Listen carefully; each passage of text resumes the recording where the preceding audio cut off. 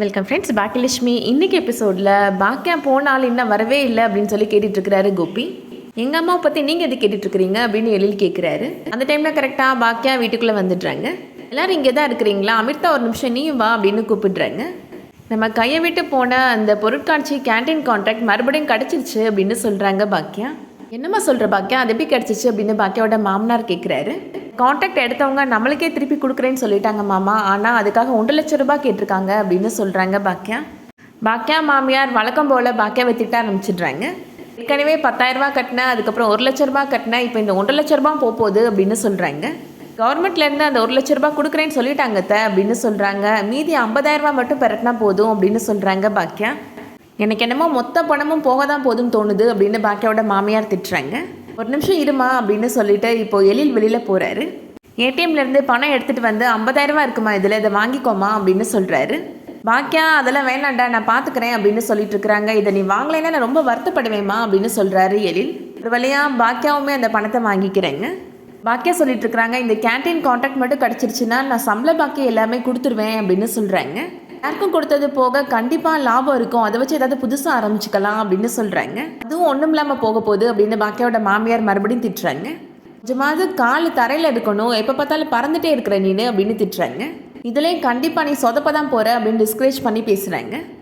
கண்டிப்பாக சொதப்பாதத்தை பழனிசாமி சார் ரொம்ப நம்பிக்கையோடு சொல்லியிருக்கிறாரு அப்படின்னு சொல்கிறாங்க பாக்கியா.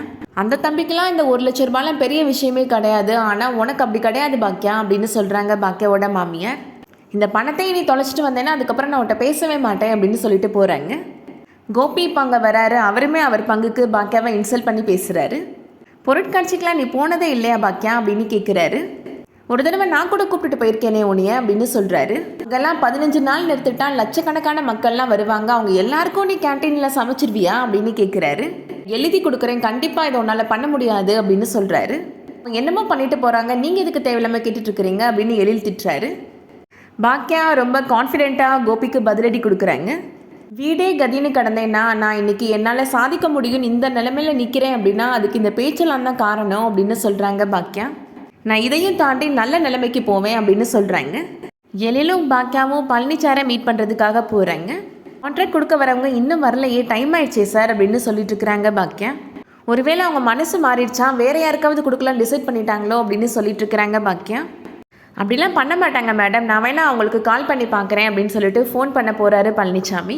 தான் அந்த கான்ட்ராக்ட்காரங்களே வந்துடுறாங்க. பாக்கியாவுமே வந்தவங்க கையில் பணத்தை கொடுக்குறாங்க. கேன்டீன் கான்ட்ராக்ட் ஆர்டரை இப்போ அவங்க பாக்கியா கையில் கொடுத்துட்றாங்க. இதெல்லாம் கரெக்டாக இருக்கான்னு ரீட் பண்ணி பார்த்துக்கோ எழில் அப்படின்னு சொல்கிறாங்க.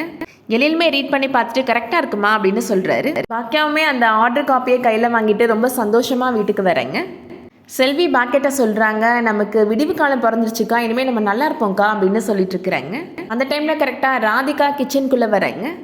ராதிகாவை பார்த்த உடனே செல்வி சொல்கிறாங்க, இனிமேல் நம்ம யார் தொந்தரவும் இல்லாமல் வேலை பார்க்கலாம்க்கா அப்படின்னு சொல்கிறாங்க.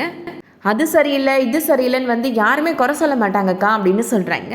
ராதிகா இப்போது பாக்கியாவுக்கு கை கொடுத்து கங்க்ராச்சுலேஷன் சொல்கிறாங்க. பாக்கியாவுமே ரொம்ப சந்தோஷப்படுறாங்க. அதோட இன்னைக்கான எபிசோட் முடியுது. பாக்கியா அந்த கேன்டீன் கான்ட்ராக்டை நல்லபடியாக முடிப்பாங்களா, வெயிட் பண்ணி பார்க்கலாம். இந்த வீடியோ பிடிச்சிருந்துச்சுன்னா லைக் பண்ணிக்கோங்க. சீரியல் அப்டேட்ஸ்க்கு நம்ம சேனலை சப்ஸ்கிரைப் பண்ணிக்கோங்க. தேங்க்ஸ் ஃபார் வாட்சிங்.